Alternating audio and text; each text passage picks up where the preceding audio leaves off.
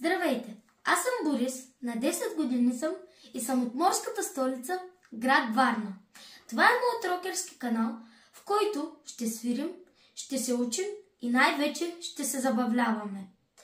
Ако обичате рок, китари, метал и готини музички, вие сте на правилното място, защото това е Rock Forever. Сега ще ви покажа и малко ще ви посвиря на моите музикални инструменти. И разбира се, малко от историята им ще бъде разказана. Това е африкански ръчен инструмент джембе. Аз всъщност много го исках за Коледа и желанието ми се сбъдна и ми го подариха. Джембе още се познава като барабана на дявола. Наричат го така, защото материалът, от който е изработен, се нарича дяволско дърво. Този музикален инструмент се нарича укулеле. Произхожда от семейството на китарите и е с 4 струни.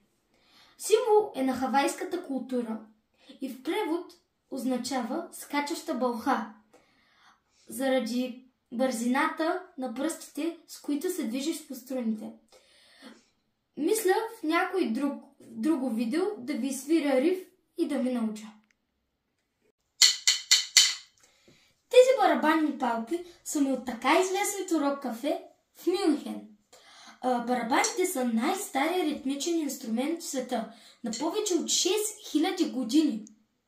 И до днес барабаните се използват в много метал и рок групи и те са двойка с бас-китарата. Това е бас-китара.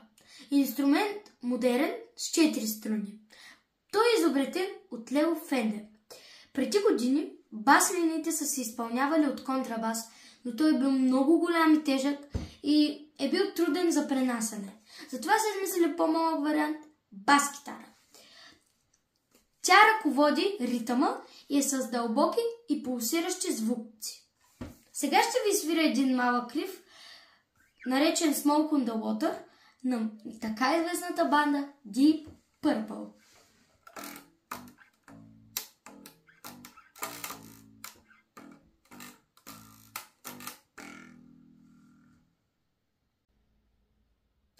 Ако бас-китарата е скърчия герой, то електрическата китара е звездата на сцената и моят любим инструмент. Сега ще ви свиря отказ от Crazy Train на Ози Осбърн.